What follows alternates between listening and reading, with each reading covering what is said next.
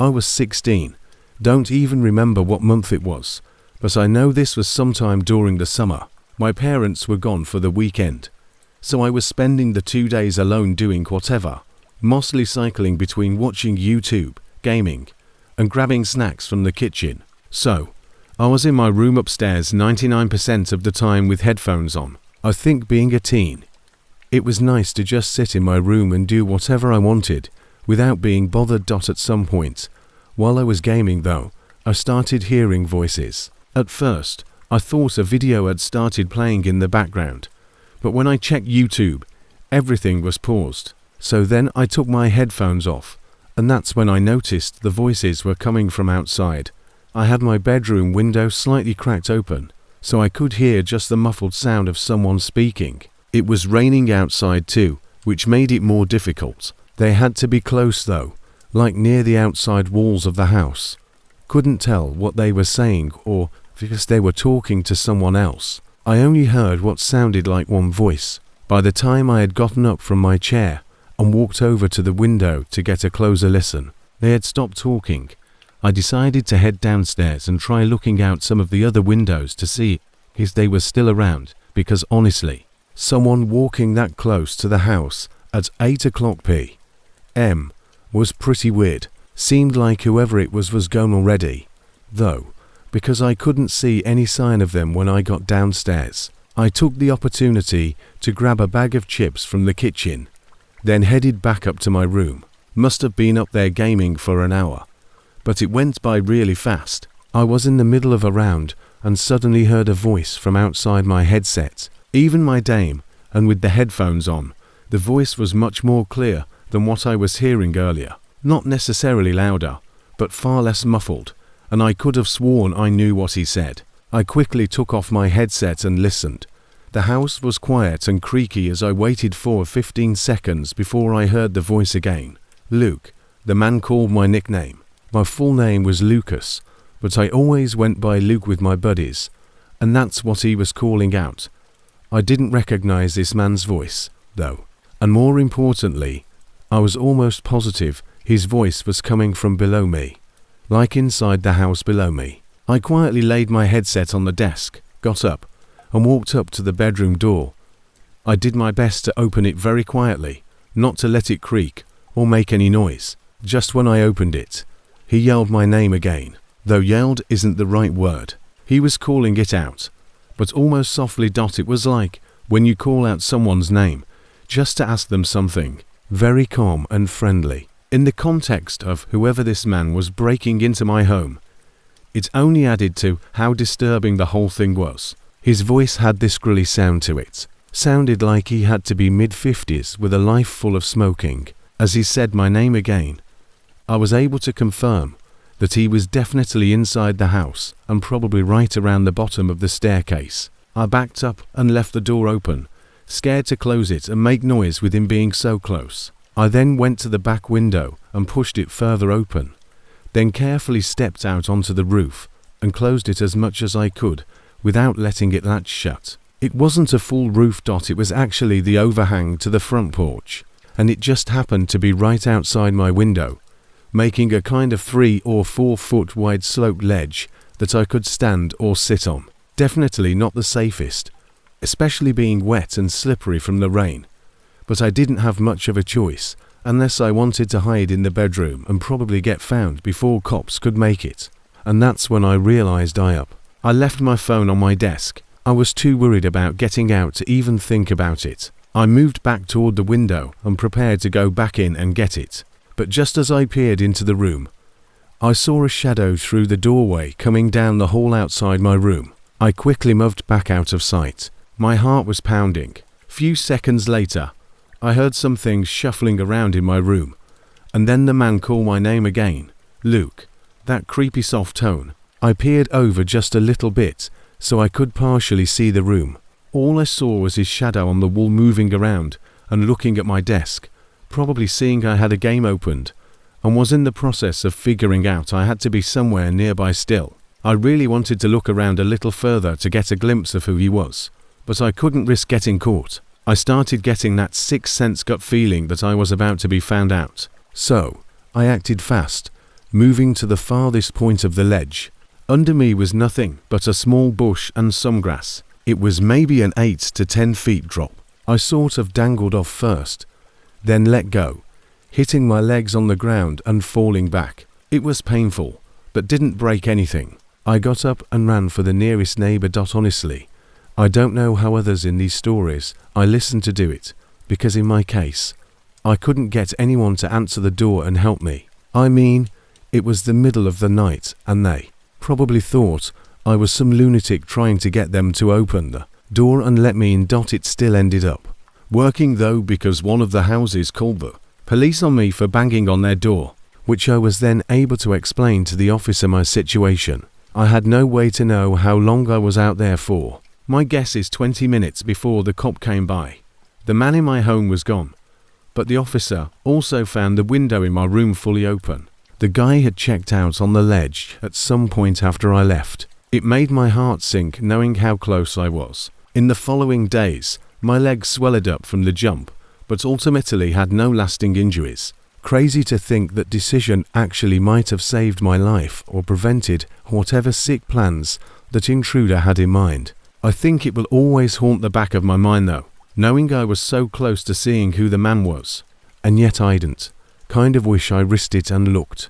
But it's easy for me to say now, while I'm not actively in a life-threatening situation. As far as me and my family are aware, the guy never came back and never followed up on anything.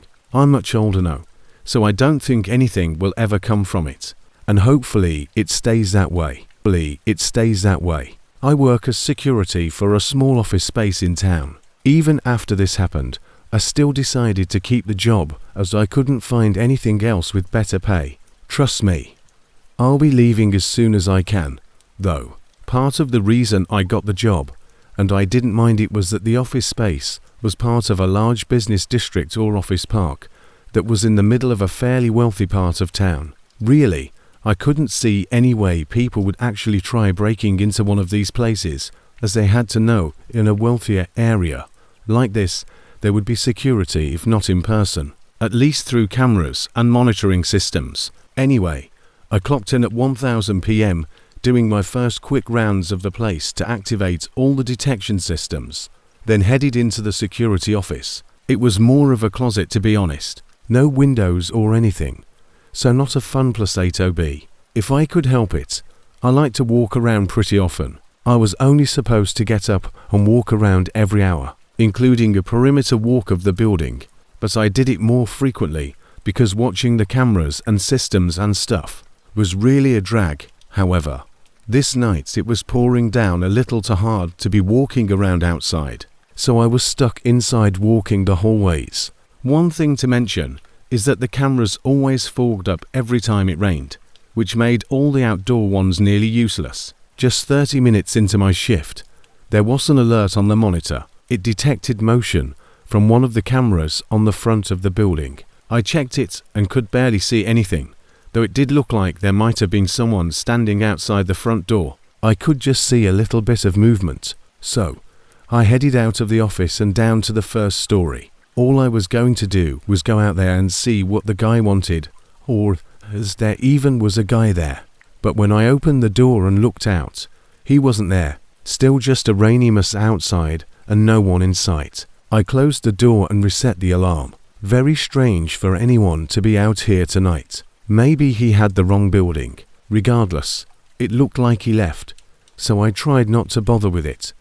I went back up to the office. I was only sitting down for another 5-ish minutes before I heard a phone ringing. Not the security phone on my desk. It sounded like it was coming from a floor below in one of the offices. Annoyed, I got up and walked down there, but by then it had already rung through. I waited a few minutes, and almost like I predicted it, they called again. I followed the sound into a seemingly typical office room. Bunch of desks lined up in rows with the main overhead lights off, but right in the middle there was a small glowing light from a phone on one of the desks. I walked up to it. It said unknown caller. I found it extremely odd that a random phone one of the office desks was ringing. Why this specific one and not the reception desk phone that was linked to the company? How did anyone even have the specific office phone number and extension? I wanted to answer and ask who was calling. I mean, the mystery of it was hard to ignore, but it wasn't my business to be answering random phone calls. Probably could have gotten in trouble for it if someone found out I did, so I left it. I didn't know how to put the thing on silent, so for the next hour, I'd constantly hear the damn thing ringing below me as I sat upstairs in the security room. At 1 a.m. I got up and did a quick walk-through of the office, just the usual rounds. It only took 10 minutes, and then I was back at the security desk, but I didn't even get to sit down when I heard a thump resonate through the building. It echoed like it was from the hollow stairwell or possibly a hallway. Scared the hell out of me. I checked the system and saw nothing interesting, so then I ran down to the first floor to recheck the doors that I just checked. I felt a bit of shock. I approached the front door and noticed a blinking green light on the alarm system. It was put on pause, basically disarming this specific door. Even I never did that dot, I only turned it on or off, never on pause. Feeling a bit of tension, I pushed open the door and looked outside. Still pouring and still nobody out there. I closed and relocked the door. Something really strange was going on this night, and it was the first time since getting this gag that I'd actually been uneasy. I had no idea what was going on. I started to hurry back up the stairwell, hoping if I looked over the system again, it would give me some sort of answers. I got to the 3rd story when I stopped right on the stairs. The door was open, the one leading to the 3rd floor office hallway, which was also where the phone had been ringing from earlier. I carefully stepped up to it, not hearing a single thing as I approached and looked out into the hallway. And then everything went black. My sight, hearing, probably whole consciousness just cut out for a split second. When I was back, I was completely dazed and in the middle of stumbling backward. And even though I blacked out for a moment, I knew instantly that I'd been hit in the back of the head. As my whole body was fighting to stay awake, I fell down a few steps in the stairwell and saw the blurry outline of someone standing in the doorway. I immediately got to my feet and stumbled down the rest of the steps, ears ringing and head throbbing.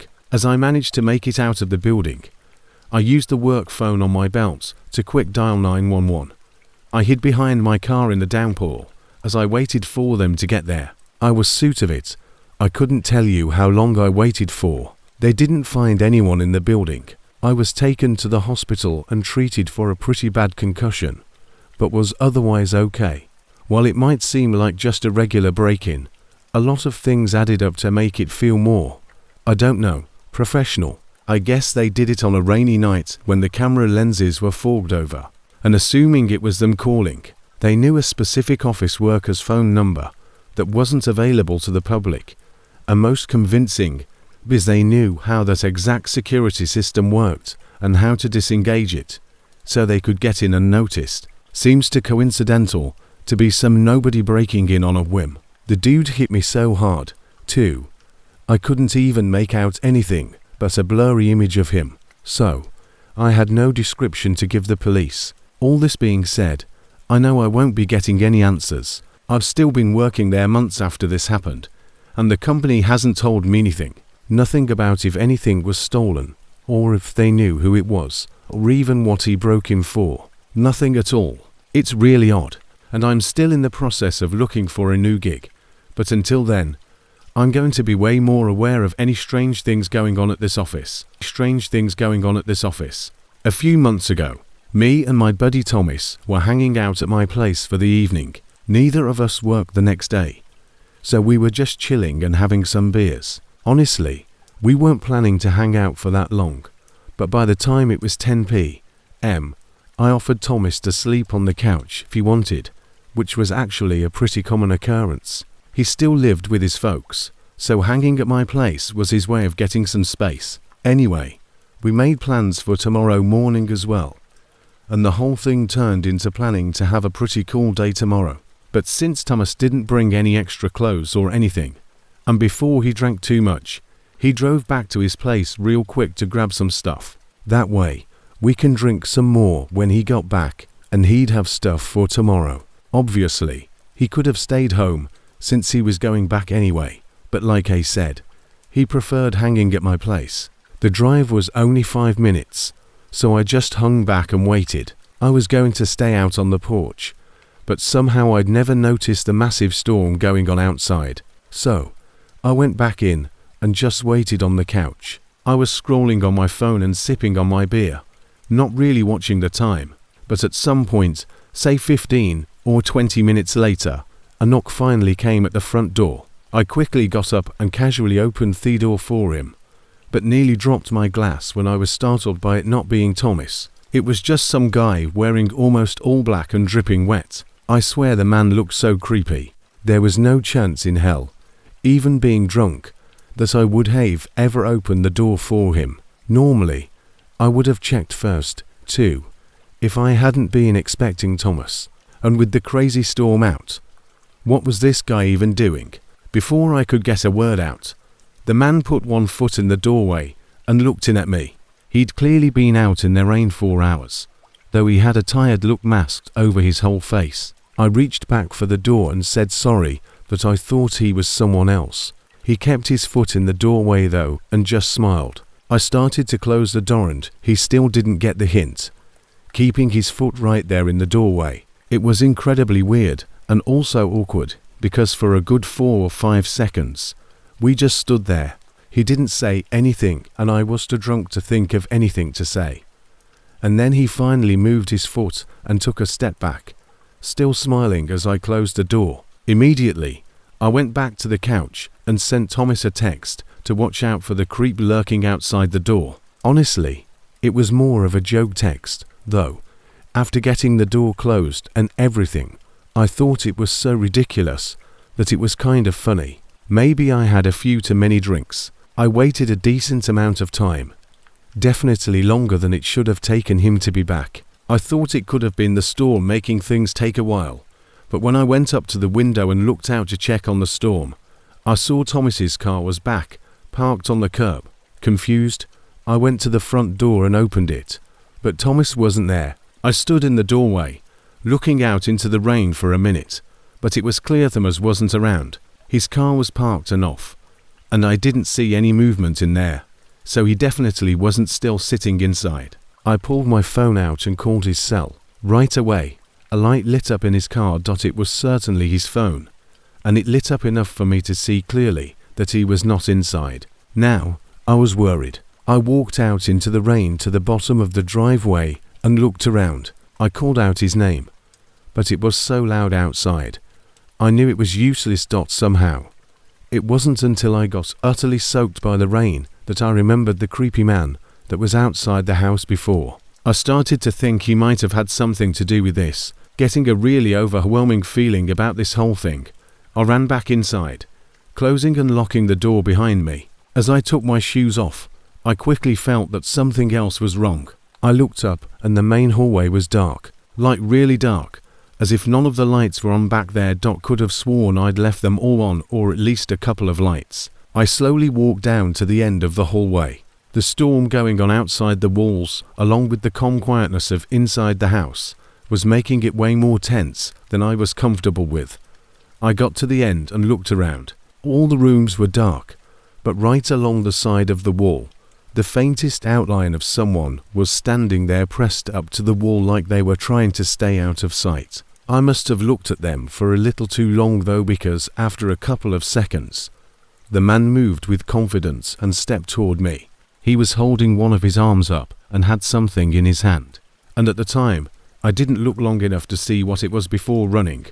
I used every muscle in my body to run as fast as possible out the front door and as far away as I could. I hid in some random house's front porch and called the police. From there, I could sort of see through the rain to the front of my house. So, a few minutes later, when cops showed up, I watched as 2 officers calmly walked up to the front door before suddenly raising their guns and sprinting inside. I guess they saw the guy still in the hallway and chased him out the back door, but they said he jumped the fence and they lost him in the storm. I ran over and told them everything, and they immediately started searching for Thomas and thankfully found him after only 5 minutes. He was locked inside the car parked down the road, tied up in everything. Turned out the man creeping outside my house held Thomas at gunpoint as soon as he pulled up to the house, and then after forcing him to get into the car down the road, he came back to the house and broke in through the back while I was looking for Thomas, presumably trying to do the same thing to me.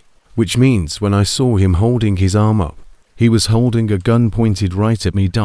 Had it not been too dark, and had I seen what it was, I probably wouldn't have even risked running away, which would have left both me and Thomas at the mercy of this insane man. Anyway, the car the guy was using was stolen earlier that night, so it was a dead end, and the guy was completely lost to the storm. No traces whatsoever. We have no clue what he intended or why he did any of it.